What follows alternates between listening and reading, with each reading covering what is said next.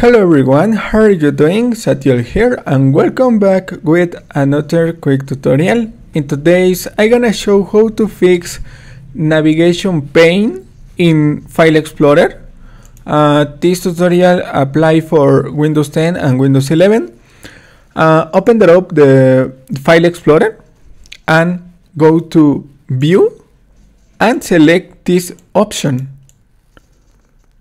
Navigation pane, and mark this navigation pane, and you can show this list of your library. For enable or disable this option, mark or unmark this check. No.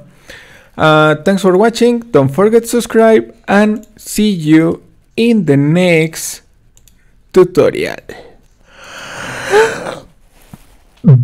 Bye.